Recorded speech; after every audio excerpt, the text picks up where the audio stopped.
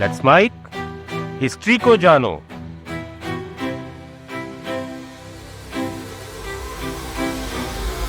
आज से हजारों साल पहले जब बाकी दुनिया अपने रहने और खाने के रास्ते तलाश रही थी, तब भारत में कुछ ऐसा हो रहा था जो मानव सभ्यता को हमेशा के लिए बदलने वाला था।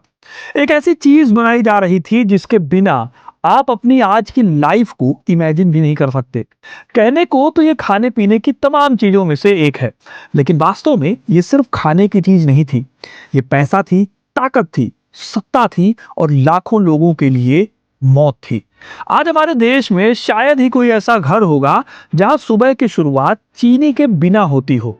चाय, मिठाई, त्योहार, चीनी हमारी लाइफ का हिस्सा बन चुकी है।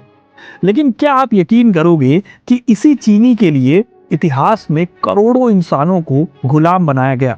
क्या आप ये बात मानोगे कि आपकी चाय में जो मिठास घुलती है उसके पीछे साम्राज्यों का लालच है, इंसानी नरसंहार है और समुद्रों के पार फैली गुलामी की सबसे डरावनी कहानी है? हम अक्सर इतिहास में राजाओं, युद्धों और साम्राज्यों की बातें पढ़ते हैं, लेकिन अगर आपको इस मॉडर्न दुनिया की असली कहानी समझनी है तो आपको चीनी के इस सफेद दाने का काला इतिहास समझना पड़ेगा। सवाल यह है कि आखिर ऐसा क्या था इस छोटे से सफेद कलर के क्रिस्टल में कि इंसानों ने इसके लिए पूरी पूरी सभ्यताओं को तबाह कर दिया। कैसे भारत की भट्टियों में जन्मी ये चीज आगे चलकर दुनिया का सबसे खूनी ट्रेड बन गई। कैसे इसी चीनी ने गुलामी, समुद्री डकैती, औद्योगिक क्रांति और मॉडर्न कॉर्पोरेट लॉबिंग तक को जन्म दिया। और सबसे बड़ा सवाल, क्या आज भी हम उस पुराने खेल का हिस्सा हैं जिसके बस चेहरे बदल गए हैं? इन्हीं सवालों के जवाब के लिए वीडियो को आखिर तक देखिएगा, क्योंकि अपना इतिहास नहीं जानोगे तो खुद को कैसे पहचानोगे। आज से लगभग 10,000 साल पहले दुनिया वैसी नहीं थी जैसी आज है। न कोई फैक्ट्री थी, न कोई सुपरमार्केट होता था, न कैंडी होती थी और न ही चाय में घुलने वाली सफेद कलर की चीनी होती थी। लेकिन प्रशांत महासागर के बीचों बीच न्यू गिनी के घने जंगलों में इंसानों ने पहली बार एक ऐसे पौधे को उगाना शुरू किया जिसने आगे चलकर दुनिया को बदल दिया। यह पौधा था गन्ना। उस समय किसी को अंदाजा भी नहीं था कि यह बहुत ही नॉर्मल सा पौधा आने वाले हजारों सालों में इंसानी इतिहास का सबसे क्रूर ट्रेड बन जाएगा। शुरुआत में गन्ना सिर्फ चबाकर खाने की चीज था। लोग उसके मीठे रस का स्वाद लेते थे, लेकिन गन्ने में एक अजीब तरह की प्रॉब्लम थी। उसकी जो मिठास होती थी वो ज्यादा देर टिकती नहीं थी। जैसे ही गन्ना काटा जाता उसका रस खराब होने लगता। इसीलिए उसे तुरंत काटना पड़ता, धोना, पीसना और उबालना बहुत जरूरी था। और यही वो मजबूरी थी जिसने आगे चलकर दुनिया के सबसे क्रूर लेबर सिस्टम को जन्म देने की नींव रखी। इमेजिन करो, सैकड़ों मजदूर तपती गर्मी में खेतों में गन्ना काट रहे हैं। कुछ लोग उसे बैलगाड़ियों में भरकर मिल तक पहुंचा रहे हैं। वहीं दूसरी तरफ बड़ी बड़ी भट्टियों में खौलते कड़ाहों के अंदर रस उबाला जा रहा है। यह काम एक पल के लिए भी रुक नहीं सकता था, क्योंकि अगर देर हुई तो पूरी फसल खराब। यानी गन्ने ने इंसानों को पहली बार वक्त का गुलाम बनाना शुरू कर दिया था। लेकिन सवाल यह था कि क्या गन्ने की मिठास को लंबे टाइम तक बचाया जा सकता था? और यहीं पर इस कहानी में एंट्री होती है भारत की। आज से लगभग 2500 साल पहले भारत के ईस्टर्न हिस्सों में बंगाल के किसानों ने एक अनोखा तरीका निकाला। पूरा गांव एक साथ खेतों में उतरता था, गन्ने को बहुत तेजी से काटता था और वहीं खेतों के पास भट्टियां जलाकर उसके रस को उबाला जाता। धीरे धीरे पूरा पानी उड़ जाता और जो गाढ़ा मीठा मटेरियल बचता उसे कहा गया गुड़। लेकिन असली रेवोल्यूशन अभी भी बाकी था। करीब चौथी शताब्दी में गुप्त साम्राज्य के दौरान भारतीय कारीगरों ने गन्ने के रस को साफ करके छोटे छोटे क्रिस्टल बनाना सीख लिया। संस्कृत में इन क्रिस्टल्स को कहा गया खांड। आपको जानकर हैरानी होगी, लेकिन इसी खांड शब्द से आगे चलकर इंग्लिश का कैंडी वर्ड बना। और क्योंकि ये छोटे कंकड़ जैसे दिखते थे, इसीलिए इन्हें कहा गया शर्करा। यही शर्करा आगे चलकर अरब देशों से होते हुए अंग्रेजी के शुगर शब्द में बदल गई। यानी जिस चीनी को आज पूरी दुनिया इस्तेमाल करती है, उसकी जड़ें भारत की मिट्टी में थी। हालांकि उस दौर में चीनी कोई आम चीज नहीं हुआ करती थी। ये इतनी महंगी होती थी कि राजाओं के लिए भी इसे रोज खाना मुश्किल हो जाता था। हिस्टोरिकल डॉक्यूमेंट बताते हैं कि उस दौर में चीनी को दवा माना जाता था। पेट की बीमारियों और कमजोरी के इलाज में इसका इस्तेमाल होता था। यानी जिस चीनी को आज हम किलो के हिसाब से खरीद लेते हैं, कभी वो सोने से भी ज़्यादा कीमती मानी जाती थी। फिर टाइम बीतता गया और फिर चीनी की मिठास भारत से निकलकर अरब साम्राज्यों तक पहुंची। अरब व्यापारियों ने गन्ने की खेती को फारस, मिस्र और स्पेन तक फैला दिया। उन्होंने दुनिया को पहली बार शरबत, मिठाइयाँ और मीठे डेजर्ट्स का स्वाद चखाया। धीरे धीरे चीनी सिर्फ खाने की चीज़ नहीं रही, वो अमीरी और रुतबे की पहचान बन गई। लेकिन इसी दौर में इतिहास एक खतरनाक मोड़ भी लेने वाला था। यूरोप और मिडिल ईस्ट के बीच में युद्ध शुरू हुए, सिल्क रोड बंद होने लगी और अचानक यूरोप को एहसास हुआ कि जिस मिठास का वो आदी हो चुका है, अब वो उसके हाथ से निकल रही है। पूरा यूरोप चीनी के पीछे पागल होने लगा। लेकिन एक बहुत बड़ी प्रॉब्लम थी, यूरोप का मौसम ठंडा था, वहाँ गन्ना उग ही नहीं सकता था। यानी अगर उन्हें चीनी चाहिए थी तो उन्हें दुनिया के किसी और हिस्से पर कब्जा करना ही पड़ता। और यहीं से शुरू होता है इंसानी इतिहास का सबसे खतरनाक चैप्टर। 15वीं सदी में पुर्तगालियों ने अफ्रीका के पास एक आइलैंड को खोजा। आइलैंड का नाम था मदीरा। ये जगह गन्ने की खेती के लिए परफेक्ट थी। शुरुआत में उन्होंने वहाँ अपराधियों और कैदियों से काम करवाया, लेकिन बहुत जल्दी उन्हें एहसास हो गया कि चीनी से इतना पैसा कमा सकते हैं कि इंसान को जानवरों की तरह इस्तेमाल करना भी फायदे का सौदा है। और फिर शुरू हुआ प्लांटेशन सिस्टम। जंगल के जंगल काटे गए, पहाड़ों को चीर कर नहरें बनाई गईं और हजारों मजदूरों को दिन रात खेतों और भट्टियों में झोंक दिया गया। ये भट्टियां 24 घंटे जलती रहती थी। गन्ने की कटाई रुक नहीं सकती थी। कुछ ही दशकों में पूरा मदीरा आइलैंड चीनी उगलने वाली मशीन बन गया। लेकिन इस मुनाफे की कीमत भी बहुत बड़ी थी। इतने जंगल काटे गए कि कुछ वक्त बाद पूरा द्वीप बंजर होने लगा। नदियां सूखने लगी, मिट्टी मरने लगी। लेकिन तब तक लालच इंसानों के दिमाग पर कब्जा कर चुका था और फिर एक आदमी ने इस मॉडल को पूरी दुनिया में फैला दिया। इस आदमी का नाम था क्रिस्टोफर कोलंबस। 1493 में कोलंबस कैरेबिया पहुंचा। वहां उसने गन्ने के डंठल गाड़ दिए। यहीं से शुरू हुआ चीनी का असली एम्पायर। शुरुआत में लोकल ताइनो आदिवासियों को खेतों और खदानों में गुलाम बनाकर काम कराया गया। इन्हें जानवरों की तरह पीटा जाता था, भूखा रखा जाता था। यूरोप से आई बीमारियों ने इनकी पूरी आबादी को आगे चल के तबाह कर दिया। इतिहासकार मानते हैं कि लाखों ताइनो लोग इस शोषण में मारे गए, लेकिन चीनी की भूख खत्म नहीं हुई।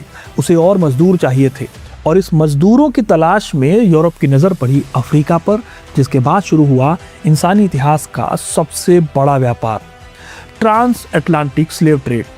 इमेजिन करो, अफ्रीका के गांव पर हमले हो रहे हैं, लोगों को जंजीरों में बांधा जा रहा है, बच्चों को माँ से अलग किया जा रहा है, फिर उन्हें जहाज़ों के अंदर भेड़ों की तरह ठूस कर समुद्र के पार भेजा जाता था। जहाज़ों के नीचे अंधेरे हिस्सों में न हवा, न जगह, न इंसानियत। हज़ारों लोग सफ़र के दौरान ही मर जाते थे। जो बचते थे उन्हें कैरेबियन और ब्राज़ील के गन्ने के खेतों में बेच दिया जाता। इतिहासकार बताते हैं कि 1,25,00,000 से ज़्यादा अफ्रीकन्स को गुलाम बनाकर ले जाया गया। इनमें से ज़्यादातर सिर्फ चीनी के खेतों में मरने के लिए झोंक दिए गए। लेकिन इन सब के बावजूद असली नरक अभी भी बाकी था। गन्ने के खेतों में काम करना किसी सजा से कम नहीं था। तपती गर्मी, तेज धार वाले गन्ने के पत्ते, 24 घंटे का काम। गन्ने की पत्तियां इतनी तेज होती थी कि मजदूरों की चमड़ी कट जाती थी, घावों में पसीना भर जाता और फिर इन्फेक्शन हो जाता। कटाई के बाद मजदूरों को खौलते कड़ाहों के पास काम करना पड़ता था। सबसे डरावनी चीज़ थी क्रशर मशीन। थके हुए मजदूरों के हाथ अक्सर मशीन में फंस जाते। इतिहासकार बताते हैं कि मशीनों के पास हमेशा एक तेज़ कुल्हाड़ी रखी जाती थी, ताकि अगर किसी का हाथ मशीन में फंसे तो उसे तुरंत काटा जा सके। सोचिए, एक ऐसी दुनिया जहां इंसान की जान से ज़्यादा कीमती चीनी थी। इन प्लांटेशंस में एक गुलाम की एवरेज लाइफ सिर्फ 8 साल मानी जाती थी। जानते हैं क्यों? क्योंकि मालिकों के लिए नया गुलाम खरीदना पुराने को जिंदा रखने से ज़्यादा सस्ता था। ये सिर्फ क्रूरता नहीं थी, ये एक तरह की मैथमेटिक्स थी प्रॉफिट की। इन सब के बीच साल 1781 में कुछ ऐसा हुआ जिसने पूरी दुनिया को हिला कर रख दिया। जोंग नाम के एक जहाज के कप्तान ने 130 अफ्रीकन गुलामों को जिंदा समुद्र में फिकवा दिया, उन्हें मरने के लिए डाल दिया। क्यों? ताकि वो उन्हें लॉस्ट कार्गो दिखाकर इंश्योरेंस कंपनी से पैसा ले सके। यानी इंसानों को भी माल की तरह गिना जा रहा था। इस घटना के बाद ब्रिटेन में बहुत बड़े पैमाने पर विरोध शुरू हुआ। लोग पहली बार समझने लगे कि उनकी चाय की मिठास किन लाशों पर खड़ी है। 1791 में लाखों लोगों ने कैरेबियन चीनी का बायकॉट शुरू कर दिया। लेकिन कहानी इतनी सीधी भी नहीं थी। ब्रिटेन असल में अपनी ईस्ट इंडिया कंपनी की चीनी को प्रमोट करना चाहता था। भारत में उसे सस्ते मजदूर मिल रहे थे, यानी इंसानियत के पीछे भी पॉलिटिक्स और ट्रेड छिपा हुआ था। जब गुलामी ऑफिशियली खत्म हुई तो लोगों को लगा अब अत्याचार खत्म हो जाएगा, लेकिन सिस्टम सिर्फ अपना चेहरा बदल चुका था, बाकी सारी चीजें वही थी। अब ब्रिटिश एम्पायर ने भारत, जावा और फिलीपींस के गरीब लोगों को कॉन्ट्रैक्ट लेबर के नाम पर दुनिया भर में भेजना शुरू किया। इन्हीं लोगों को कहा गया गिरमिटिया मजदूर। कागजों में तो ये गुलामी नहीं दिखती थी, लेकिन जमीन पर जो हालात थे वो लगभग वही थे।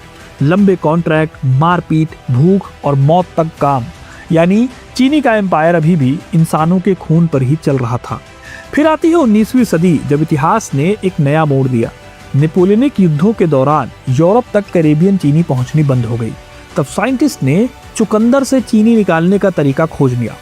ये गन्ने की मोनोपोली के लिए बहुत बड़ा खतरा होने वाला था।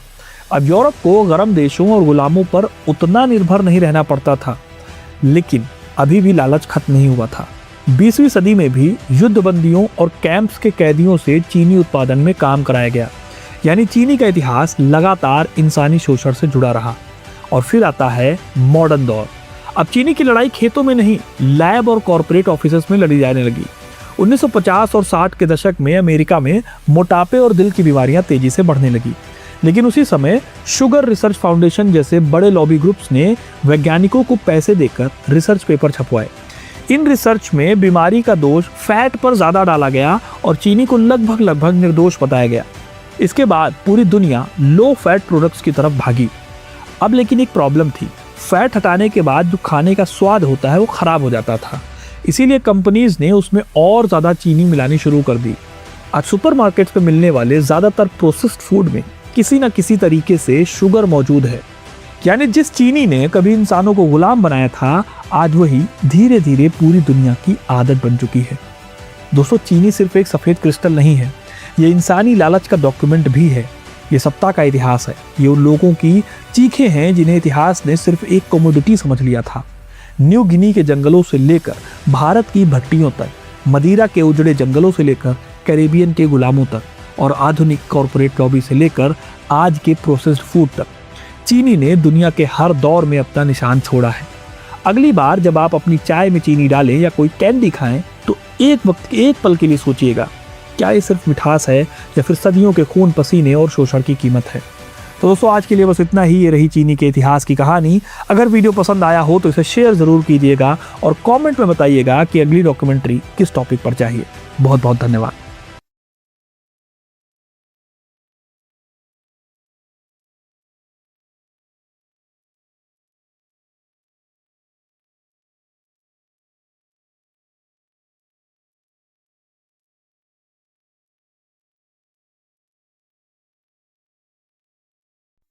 आप सुन रहे थे let's mic more than radio. Follow कीजिए हमें हमारे सोशल मीडिया प्लेटफॉर्म्स पर। Marketing strategies, corporate stories, brand building ideas, marketing case studies और इनोवेशन एक अलग पर्सपेक्टिव से, जो आपने कभी नहीं सुना होगा। Let's mic more than radio लेकर आ रहे हैं एक ऐसा ही unique show for all marketing aspirants, professionals, startups and entrepreneurs every Saturday at 11 a.m. The Marketing Show with Dr. Shekhar Trivedi, streaming exclusively on Let's Mic app and YouTube channel. इसे radio पे सुनने के लिए download करें Let's Mic app और visit www.letsmic.com। Let's Mic अब खबरें radio app पे। ये है मोर देन रेडियो।